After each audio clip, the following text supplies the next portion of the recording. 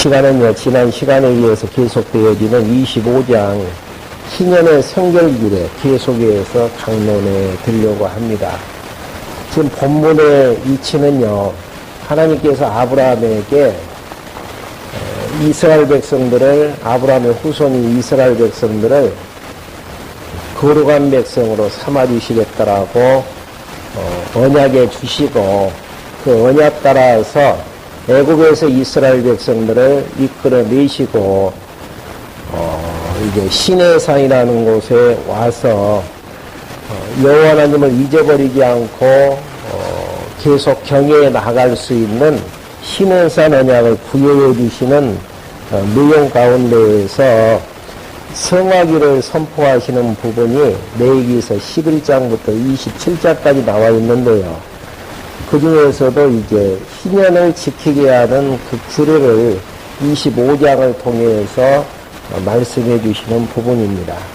지난 시간 소두에서도 말씀해 드렸지만은 희년을 지키게 하는 규례의 내용은요, 하나님께서 출애굽게 하셨던 언약 백성들을 두 번째 언약인 가나안 땅에 들어가게 하십니다. 그래서 이제 먼저 그곳에서 이제 농사를 짓게 하시는데, 하나님께서 안식년을 지키게 하셔서 안식년에는 아무것도 씨를 뿌리지 못하게 만들고 6년 동안 농사 지었던 것을 통해서 먹게 하시는 그런 이제 안식년에 대한 규례를 말씀하신 다음에,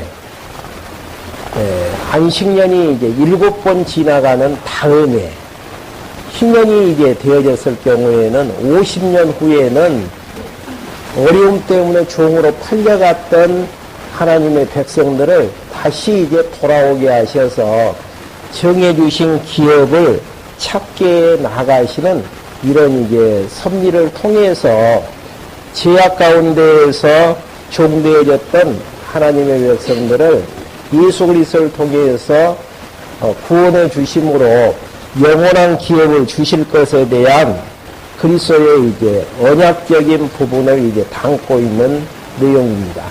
여기에서 이제 문제는 희년 50년이 되어지면 팔았던 기업을 다시 이제 되돌려 받게 되어지는 이제 이런 이제 내용의 이제 희년기를 지키다 보면은 자기의 이제 이익에 의해서 상대방을 속일 수도 있고요. 또 안 돌려주는 경우도 있고 여러 가지 이제 부작용들이 일어나게 되어지는데요. 이러한 이제 부작용들을 막기 위해서 방금 봉독해드렸던 13절부터 17절까지 부분에서는 희년에는 각기 기업으로 돌아가는 규례를 명하시면서 14절에 보시면은 서로 속이지 말 것을 말씀해 주시는 부분입니다.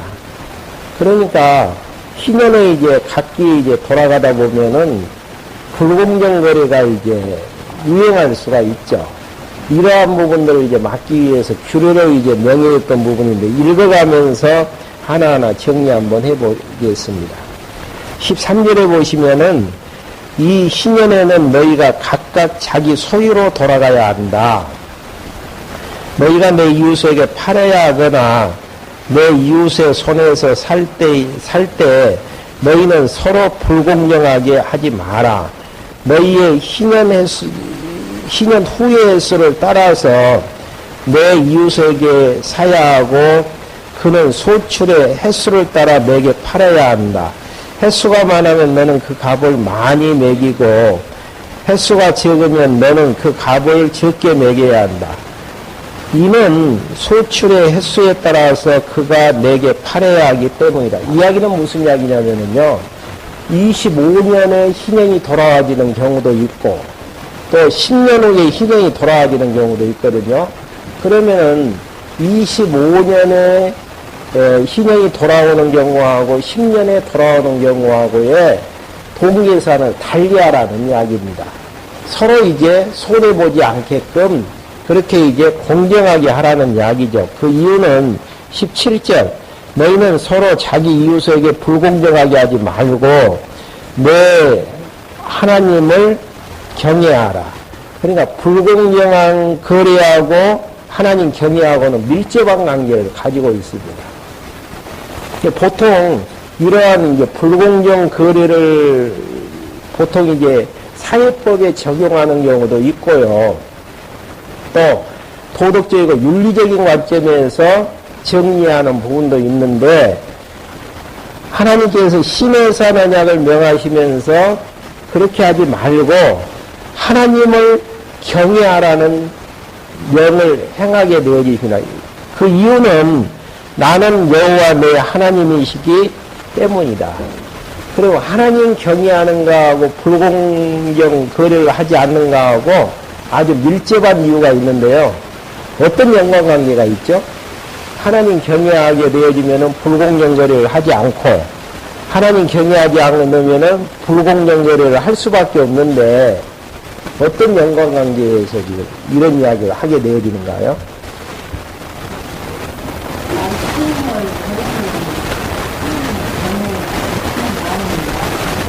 네.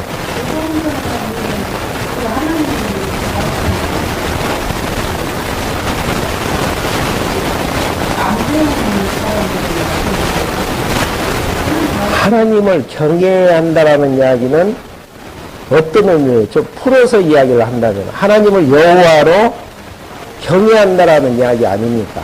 하나님을 여호와로 경외한다라는 이야기는 언약대로 이루시는 하나님을 경외한다라는 이야기로 통할 수 있는 부분이죠. 그러면 언약대로 이루시는 여호와 하나님으로 경외한다면은 내가 불공정 거래를 했다 그래서 나에게 많은 득이 와지는 것도 아니고, 눈앞에 보이는 것은 득이 와져요.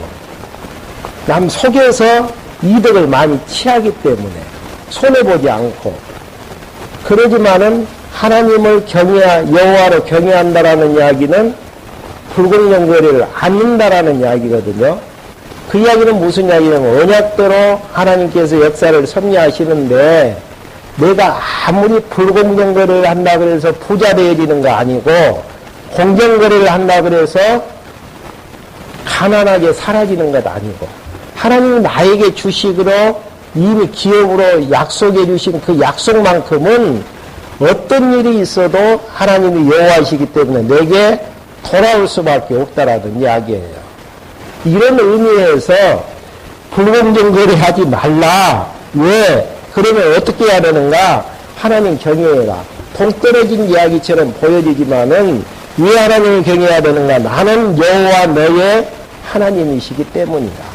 약속대로 이루시는 여호와 하나님을 경외하는 자는 약속대로 역사가 이루어진다라는 것들을 누구보다도 잘 알기 때문에 상대방을 거짓말 쳐가지고 내가 이득 보려고 하지 아니하고, 또 내가 손해보는 것처럼 보여지지만은 내 목은 나에게 반드시 돌아와진다라는 그런 확신이 있기 때문에 눈가림하거나 상대방 덩쳐가지고 부자 되려고 하지 않는 것입니다. 그러니까 이런 이제 의미 속에서는 이미 우리가 이 땅에서 누리면서 살아야 될 본복은 태어날 때부터 이미 정해져 갖고 나와져요. 예. 하나님을 여호와로 경외한다라는 이야기는 다른 말로 하면은 하나님이 작정대로 역사를 섭리하신다라는 것들이 믿어진다라는 이야기하고 똑같은 이야기죠. 그러니까 우리는 도덕질하고 불공정 거래를 하면은 감옥 가고 남에게 지탄을 받기 때문에 그렇게 이제 안 하는 게 아니고, 하나님이 여호와이기 때문에, 하나님을 경외하는 백성이기 때문에 모든 만사가 하나님의 정하신 뜻대로 되어진다라는 것들을 알기 때문에 여호와를 경외하는 마음이 있으면은 상대방 속여먹지를 않는다라는 이야기예요. 그러니까 도덕질하지 말라라는 십계명에서도 여러분들에게 말씀해 드렸잖아요. 감옥 가니까 도덕질을 하지 않는 것이 아니고 나의 본복은 이미 하나님께서 차르세 전부터 정해 놓으셨기 때문에 여호와를 경외하는 마음이 있으면은 도덕질하지 않는 것이고, 여호와를 경외하는 마음이 없으면은 내가 머리 써가지고 내 본복을 거두어서 내 것 만들려고 하는 것이고, 내 것 아닌 것은 나의 호주머니 속에 있어도 내 것 되어지지 않습니다. 그게 하나님을 여호와로 아는 지식에 의해서 확정되어지는 부분들이죠. 그러니까 여기서 불공명하게 하지 말고 하나님을 경외하라고 하니까 뭐 그냥 선하게 살라라는 그런 의미가 아니고 잘 연결되어지는 부분들이에요. 이거 생각하면은 욕심부리면서 사는 것만큼 괴로운 것이고 내 것 되어지지 아니한 것이고, 내 것은 욕심부리지 않아도 상대방이 빼앗아서 다 가지고 가도 다 내 걸로 와지는 것이고, 이게 이제 믿어지는 게 하나님을 여호와로 경외하면서 살아나가는 부분들이고, 그런 부분들을 이제 출애굽게 하셨던 여호와 하나님을 다시 한번 생각나고, 또 가나안 땅까지 정복케 하셨던 여호와 하나님이 생각나지게 되어지면은 상대방을 속이려고 하지 아니하고 하나님 앞에서 당당하니 살아가는 모습들을 보일 수 있는 것입니다. 그러면 이제 18절부터 22절까지 먹을 것을 염려하지 말고 희년을 지키라는 규례를 명하시는 부분입니다. 불공정거리를 한다라는 것은 먹을 것 걱정 때문에 그러잖아요. 근데 그렇게 하지 말라라는 거, 먹을 것 걱정하지 말라라는 거, 18절부터 한번 봐보시죠. 너희는 내 규례를 행하고 내 법도를 지켜 그것들을 행하여라. 그리하여야 너희가 그 땅에서 안전하게 살 것이다. 땅이 그 열매를 내고 너희는 배불리 먹을 것이니 너희가 거기서 안전하게 살 것이다. 혹시 너희가 말하기를 만일 일곱째에 우리가 씨를 뿌리지 않고 우리의 소치를 거두지 않는다면 우리는 무엇을 먹을까라고 하겠으나, 인간적인 본성은 6년 동안에 씨 뿌려가지고 해마다 먹었단 말입니다. 근데 7년째에 밭을 쉬게 만들고 씨를 뿌리지 아니하면은 뭘 곡식이 없지 않습니까? 그러면 걱정이 생기는 게 당연해요. 그 걱정은 어디서 오는 것이죠, 지금? 너무 압축해갖고 이야기를 하시네. 예.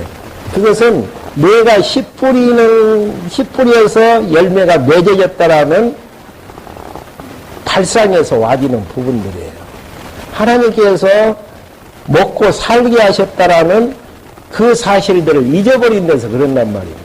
그러면 하나님께서 어떻게 나가시는가? 21절. 내가 6째 해에 내 복을 너희 위에 명하여 3년을 위한 소출을 거두게 하겠다. 그러니까 7째 날뿐 아니고 3년 동안 먹을 수 있는 소출을 거두기 위해서 어떻게 하는가?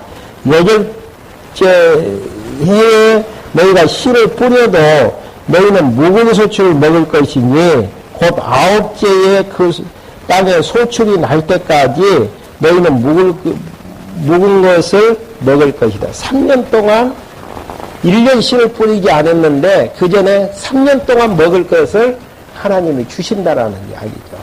그러니까 양식의 주인을 누구로 이제 말씀해 주시냐면은 하나님이 양식의 주인 되어지심을 말씀하시는 부분들이죠. 앞에서는 물질의 주인이 하나님이시고, 그러니까 아무리 밑에서 머리 쓰면서 계산해서 모으고 머리 써서 농사지어 봤자 결국은 누구 손에 의해서 판가름 나지냐면은 역사의 주관자 되시는 여호와 하나님, 출애굽게 하셨고 가나안 땅을 정복해 하셔서 먹고 살게 하시는 여호와 하나님의 손에 달려 있는 것이지, 씨 뿌렸다 그래서 먹을 수 있게끔 살고 씨 뿌리지 않았다 그래서 굶주리는 그런 상식선상에서 신앙생활의 부분을 이야기하는 부분이 아니고, 1년 동안 씨를 뿌리지 않았는데 3년 먹을 것을 미리 하나님께서 허락해 주신다라는 의미. 물질의 식량의 주권자가 하나님이심을 지금 알게 하시려는 섭리의 내용이죠. 그러니까 손해날 것은 우리는 하나도 없죠. 구약 백성들은. 도리어 더 부자로 씨를 뿌리지 않았는데도 먹을 것이 생기게 되어지는 그게 이제 하나님이 하시는 일이에요. 상식적인 세상에서 하나님을 믿다 보면은 항상 힘들고 고통스러울 수밖에 없는데 하나님께서 허락하시면은 1등 되는 자가 꼴등 낸다니까. 뒤에 달리는 자가 앞에 선착하는 것이. 사도바울도 그 이야기 아니에요. 앞에 달린다 그래서 먼저 선착하는 것 아니다라는 거. 다 하나님의 주권 섭리에 따라서 인도에 가시는 부분들이고 하나님께서 이미 창세전에 우리가 살아야 될 생사하복 다 정해놓고 하나님 배우게 하셔서 요단강 건너서 주님 앞에 서게 되어지면은 하나님만이 진짜 여호와 하나님이셨습니다. 진짜 주권자셨습니다. 이 찬양 만들어 가시는 광야에서의 생활을 살게 하시는 하나님이시다는 것. 그러면서 23절부터 28절까지 하나님 것인 토지는 팔지 말라고 주를 명하시는 부분입니다. 너희는 땅을 영구히 팔지 말라. 왜 그러죠? 왜 영구히 팔지 말라라는 이야기입니까? 50년 만에 다시 돌려줘야 되기 때문에. 그리고 근본적인 이유는 이는 땅이 내 것이며 너희는 다만 거류민이었고 나와 함께 있는 거류민이기 때문이다. 내 것은 아무것도 없어요. 제가 연복 일할 때에 가끔 가다가 인용하는 부분이 빈손 들고 이 땅에 태어났지만 필요한 물질을 허락해 주셔서 진리를 위해서 짐지게 해주신 하나님께 감사드린다라는 이야기예요. 빈손 들고 이 땅에 와서 이 땅 필요한 물질들은 하나님이 허락해 주신다니까. 그리고 이제 필요에 따라서 주셨다가 때가 되어지면 가지고 갈 수 있습니까? 없습니까? 그래서 수위에는 주머니가 없다라고 언제 말씀드린 적이 있죠. 네. 가지고 근데 이제 옛날 분들은 노잣돈 하라고 막 관석에다 이어주는 경우도 있고 그러지만은 빈손 들고 왔다가 빈손 들고 돌아가지는 다 물질의 주인 대신 하나님께서 이 땅에서 해야 될 일 다 예비해 놓으시고 필요한 물질 공급해 주셔서 그 일 하게 하시는 하나님. 지금 그 이야기 하는 부분들이죠.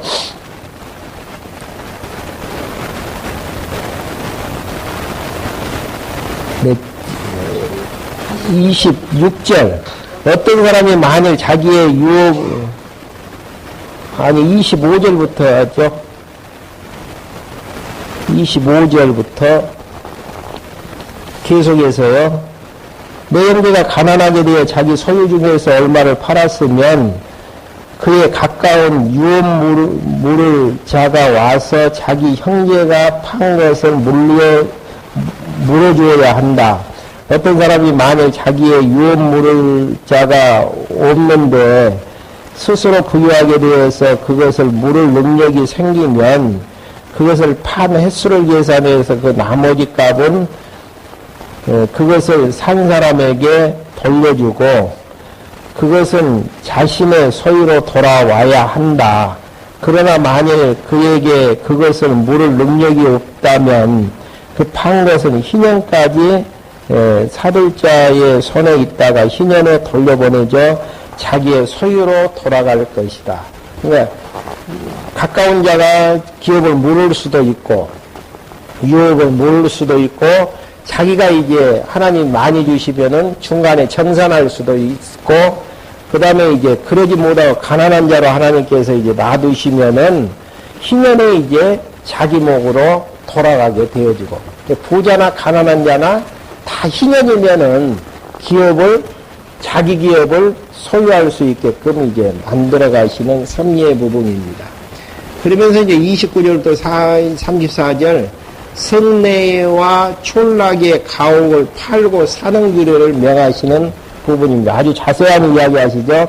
어떤 사람이 만일 성벽 있는 성읍 안에 가옥을 팔았으면 그것을 판지 만 1년 만에 물을 수 있다. 그것이 자기가 물을 수 있는 날들이다. 만 1년 내에 그것을 물으지 못하면 성벽에 있는 성읍 안에 그 가옥은 그것을 산자의 것으로 그의 대대로 영원히 확정되어 희년에 돌려버리지 않아도 된다. 1년 기간에 못 팔면 이제 그렇게 한다라는 이야기죠.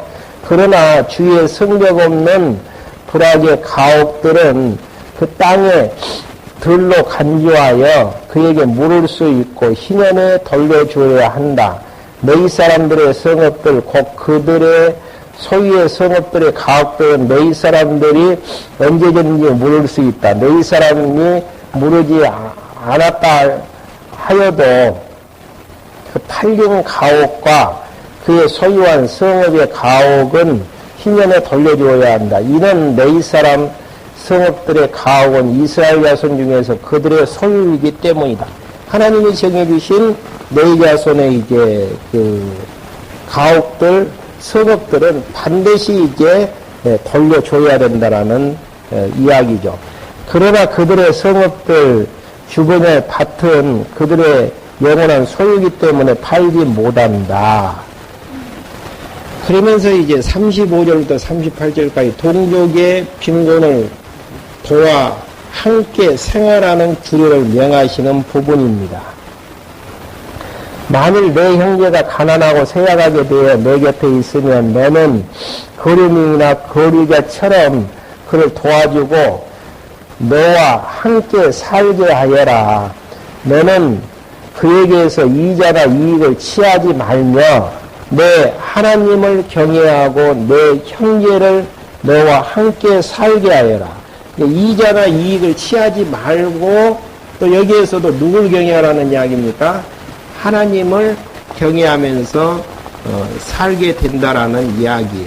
그러니까 이제 이러한 의미는 앞에서도 이야기해 드렸듯이 이자나 이익을 취해서 부자 되려고 안 해도 하나님이 여호와시면은 부자 되게 하시면은 부자 될 수도 있고 아무리 취해도 부자 되지 않게 하시면은 부자 되지 않게 하시는 하나님 경외하고 이제 직결되어지는 그러니까 모든 물질의 주인은 하나님이시다라는 사실들을 여기에서 확인케 하시는 그러니까 모든 것들을 바라볼 때에 역사의 주권자가 하나님이심을 정리하면서 살면은 욕심 부린다 그래서 되어지지 않는다라는 걸 안단 말입니다.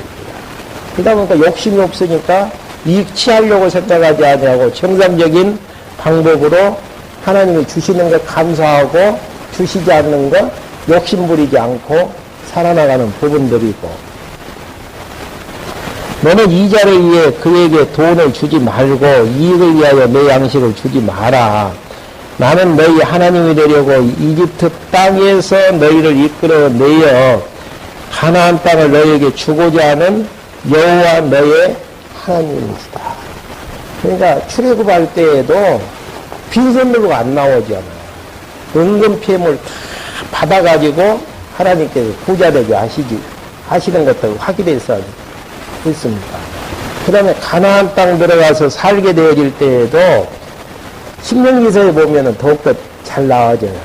하나님이 한 가지 염려스러운 부분들을 이야기하시는데 어떤 염려시냐면은 짓지도 않는 집에서 살게 될 때에 심지도 않는 과수를 열매를 따먹게 될 때에 매장나서 땅도 차지하고 열매도 맺는다라고 할까 봐가지고 여호와 하나님을 잊어버릴까 봐가지고 신명기서 내용의 부분들을 다시 재교육하시는 부분들이거든요. 그러니까 염려하는 부분들을 이야기하면서 뒤에 이제 신명기서 내용들을 재교육해 하시는데 중요한 부분은 여호와 하나님을 잊어버리지 않는 것. 그래서 여호와 하나님을 잊어버리지 않고 경외케 하는 이제 내용들을 본격적으로 이제 압축해서 26장에서 성결규례로 이제 명하시게 되어지는 내용들이 이제 나와지는데요. 지금 이 부분에서는 50년 되어지면은 샀던 내용들을 다 이제 돌려주고 다시 이제 기업을 이제 되찾을 수 있는 희년을 통해서 누굴 이제 다시 한번 기억해 하시는가? 출애굽게 하셨고 가나안 땅에 들어가게 하시는 여호와 하나님을 다시 한번 기억나게 하시는. 도둑질하지 말고 욕심 부리지 말고 살게 될 것에 대한 윤리적인 생활 규례가 아니고 하나님을 다시 한번 기억해 하시려는 이런 이제 섭리의 내용들을 확인케 해주시는 부분들입니다. 그러면서 39절부터 46절까지 종으로 팔린 종족을 엄히 부리지 말라라고 말씀하시는 부분들이죠. 너와 함께 있는 내 형제가 가난하게 되어 내게 팔려와도 너는 그를 종처럼 부리지 말고 통꾼이나 거류민처럼 너와 함께 있게 하며 희년까지만 너를 섬기게 하여라. 그런 다음 그와 그 자녀들과 함께 내게서 떠나 내 가족에게로 돌아가며 그의 조상들의 소유로 돌아갈 것이다. 그들은 내가 애굽 땅에서 이끌어낸 나의 종이기 때문에 그들을 종으로 팔아서는 안 됩니다. 이게 영원한 종이라는 건 없어요. 때가 되어지면 다시 돌아오게 만들고 비록 이제 가난하게 되어져서 종처럼 산다고 할지라도 동족이고 하나님께서 그렇게 하나님의 백성이기 때문에 결국은 종처럼 혹독하게 부리지 말라라는 이야기예요. 그 의미 속에서는 애굽에서도 너희들 종으로 살았지 않느냐라는 의미예요. 그래서 출애굽게 하셨던 여호와 하나님을 다시 한번 기억해 하시려고. 근데 이 부분이 윤리도덕적인 부분, 공평하게 하시는 그런 이제 섭리의 내용적보다는 출애굽게 하셨고 가나안 땅을 기업으로 분배하셨던 여호와 하나님을 통해서 신약을 사는 우리들은 제 종된 하나님의 백성들을 예수 그리스도가 대신 해방시켜 주시잖아요. 그리고 영원한 나라를 기업으로 이미 창세전 그리스도 안에서 약속된 기업을 우리에게 영원히 허락해 주실 것에 대한 예표적인 내용으로 말씀해 주시는 부분이지, 뭐 토지법이라든지 어떤 이제 공정거래법에 대한 이런 이제 내용들은 아니다라는 이야기입니다. 그러면서 47절부터 55절까지 동족들이 이방인에게 속량되어지는 규례를 명하시는 부분이 47절부터 나와집니다. 만일 너와 함께 있는 거류민이나 거주민이 부자가 되고 그와 함께 있는 내 형제는 가난하게 되어 그가 너와 함께 있는 거류민이나 거주민 또는 거류민 가족의 자손에게 팔리면 그 팔린 후에도 그의 몸값을 치를 수 있으니 그의 형제 가운데에서 하나가 그의 몸값을 치르거나 그의 삼촌이나 사촌이 그의 몸값을 치르거나 그의 가족 중 가까운 친족이 그의 몸값을 치를 수 있다. 혹시 그가 부유하게 되면 스스로 몸값을 치를 수 있다. 그는 자신이 팔린 해부터 희년까지 자기를 산 사람과 함께 계산하여 그 횟수를 따라 자신의 파는 값을 정하되 그와 함께 있었던 기간은 고용된 날수와 같다. 이렇게 해서 이제 그 동족이 이방인에게 속량되어지는 아주 이제 자세한 규례를 통해서 애굽에서 이제 종으로 살았던 때를 기억해 하시면서 출애굽게 하셨던 여호와 하나님을 기억해 하시려는 그런 이제 섭리의 순결들이 희년의 성결규례를 통해서 이제 말씀하신 다음에요. 그 다음에 이제 26장으로 넘어가서 성결규례의 약속이 이제 나와지는 부분입니다. 여러분들이 이제 구약 선지서 배우실 때에 이 말씀을 근거로 해가지고 선지자가 예언했던 부분들이 있어요. 예를 들어서 하나님 잘 경익해 되어지면은 율법을 준행하면은 복 주시고 율법을 준행하지 아니하면은 어려움 주시고 저주 가운데 있게 되어진다. 근데 이제 내용 자체가 성결규례에 대한 약속이잖아. 좀 동떨어지는 의미가 아니겠습니까? 율법대로 순종하면 복 주시고 율법대로 순종하지 않으면 저주 가운데서 살게 하신다. 행위규범이잖아요. 그게 어떻게 성결규례에 대한 약속으로 이야기가 될 수가 있는지. 성결규례라는 것은 뭡니까? 거룩한 백성으로 만들어가시는 하나님의 이제 규례법이죠. 근데 율법대로 살면은 복 주시면서 잘 살게 만들고 율법대로 살지 못하면은 저주하고 쫓겨나고 뒤에 보면 진짜 심한 이야기가 나와져요. 사람의 인육을 먹는 사건으로 하나님께서 말씀하신단다.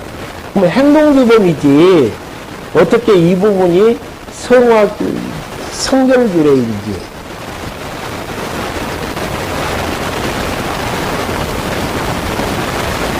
한번 읽어가면서 정리 한번 해보죠. 한번 생각하신 분들 계셔요? 한번 미리 공부하신 분들?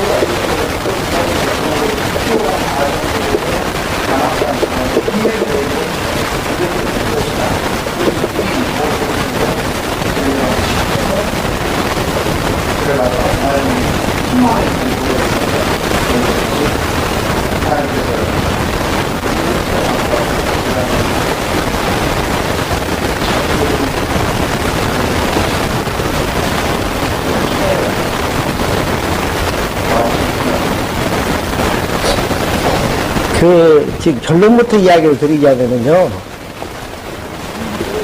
율법대로 지킨다라는 이야기는 뭡니까? 여호와 하나님이 기억난다라는 이야기고, 율법대로 지키지 않는다는 잊어버린다라는 이야기고. 근데 실제로 이제 그 지키지 못해서 저주받게 되어지고, 쫓겨나게 되어지고, 포로 생활하게 되어지고, 인육을 먹는 사건들이 나와진단 말이에요. 그걸 통해서 그렇게 말씀하셨던 여호와 하나님이 기억나게 하시는, 그러니까 인과응보의 하나님 쪽보다는 뒤에 이제 보면은 하나님이 여호와 되심을 확증해 나가는 부분들이 나와지고, 아브라함의 언약을 기억해서 다시 회복해 주신다라는, 이렇게 하면은 저렇게 되고 저렇게 하면은 이렇게 되어지는 가정법적인 행동 따라서 바꿔지는 것이 아니고, 결국은 신의 산 언약이라는 부분은 아브라함과 이삭과 야곱에게 언약하셨던 자손 언약 안에 포함되어지는, 그러니까 행위에 의해서 바꾸어지는 부분들이 아니고, 결국은 하나님을 기억해서 다시 한번 이 복과 저주를 통해서 기억해 해서 하나님을 다시 한번 생각나게 하시고, 열조와의 언약대로 하나님께서 이루어 나가시는 하나님의 섭리를 계시해 나가시는 한 방편. 그러니까 복, 저주를 청징 있잖아요. 예. 복, 저주. 율법대로 행하면 복받고 율법대로 행하지 않으면 저주받는 이런 행동 규범 쪽에서의 이야기가 아니고, 여기에다가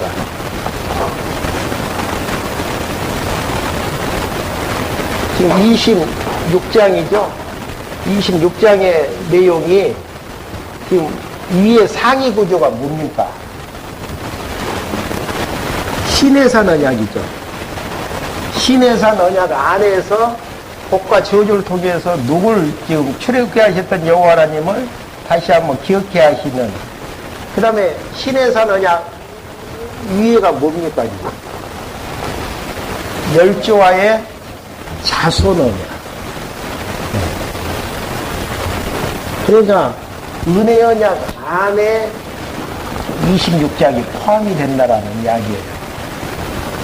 그러니까 이런 이제 복과 저주가 행위에 따라서 바꿔지는 게 아니고 결국은 하나님께서 열조와의 언약을 이루어 가시는 과정 속에서 복과 저주를 과정 속에서 선포하시는 걸 통해 하나님이 여호와이신 것을 다시 한번 복을 통해서도 깨닫게 만들고 저주를 통해서도 깨닫게 만드셔서 원한대로 이끌어 나가시는데 그 목적 자체는 잊어버렸던 여호와 하나님을 다시 한번 기억나게 하시려는 이런 이게 섭리의 숨결. 그러니까 갑자기 지금 행위언약 쪽으로 이제 나가지거든요. 이러면 이제 지금까지 열조와의 언약은 무산되어지는가? 사도 바울이 이제 갈라디아서에서도 430년 후에 생긴 율법이 아브라함의 언약을 폐할 수 없다라고 이야기를 하는 것처럼 이 구조 안에서 보게 되어지면은 출애굽게 하셨던 여호와 하나님을 기억케 하시려는 시내산 언약 중에서 복과 저주가 선포되어지고 이제 결국은 이제 여호와 하나님을 기억해 되어지면은 율법대로 지키는 것이고 시내산 언약대로 지키는 것이고 잊어버리면은 지키지 못하게 되어지는 이런 이제 과정적인 내용들을 통해서 백성들을 여호와 하나님으로 기억해 만들어서 거룩한 백성으로 만들어 가시는 하나님의 섭리의 숨결. 그래서 성결규례예요. 네. 이 부분을 잊지 마시라는 이야기예요. 갑자기 이제 장면들이 막 신년 앞에 절기 등등해서 이제 바뀌다 보니까 성화규례라는 이야기는 뭐예요? 하나님의 백성으로 인쳐진 백성들을 점점점 하나님 경외하는 백성으로 키워가시고 교육해 하시는 하나님의 섭리의 숨결이 담겨져 있단 말입니다. 그러니까 저주받았다 그래서 낙오자로 완전히 탈락되는 게 아니에요. 과정 속에서 탈락되는 것처럼 보여지지만은 다시 한번 깨닫고 돌이키게 되어짐으로 거룩한 백성으로 하나님을 경외하는 하나님의 백성으로 이제 만들어 가시고 교육해 하시는 하나님의 성화규례 안에 성화규례라면은 신해산 언약 또 이제 한 틀에서 보게 되어지면은 열조와의 자손 언약 가운데 포함되어지는 이제 섭리의 내용.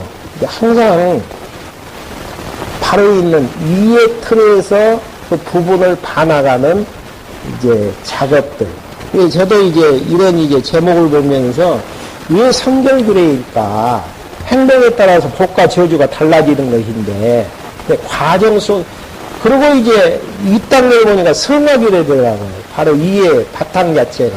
그리고 한 단계 위로 올라가다 보니까 신해산 언약은 우리가 이제 정리를 한 것처럼 출애굽게 하셨던 여호와 하나님을 잊어버리지 않게 하시려는 섭리의 내용인 거예요. 바로 이 단계만 봐도 성화규례는 하나님의 백성으로 선별된 백성들을 키워나가는 작업이라고 생각을 하면은 복과 저주에 의해서 마지막 판도가 바뀌어지는 것은 아니라는 거예요. 과정 속에서는 한 방편으로 삼아서 아픔을 통해서 여호와 하나님을 배우기도 하시고 형통한 길을 통해서 복을 통해서도 여호와 하나님을 배우기도 하시는 하나님의 섭리의 내용이 담겨져 있기 때문에 종합적인 부분에서 이제 성결규례로 약속했고 이런 부분들이 또 이제 대선지서, 소선지서에서 이 26장을 근거로 하고 뒤에 나아지는 신명기서를 근거로 해서 분명히 모세와 이런 언약을 세웠지 않느냐. 그리고 선지서에서 그 언약의 근거에서 이렇게 역사는 성립되어질 수밖에 없다. 모세 언약의 근거에서 선지자들이 예언하게 되어지고 예언대로 그대로 다시 한번 성취되는 걸 통해서 하나님이 여호와 되심을 알게 하시려는 하나님의 섭리. 이게 또 선지서하고 또 연결이 되어지잖아요. 네?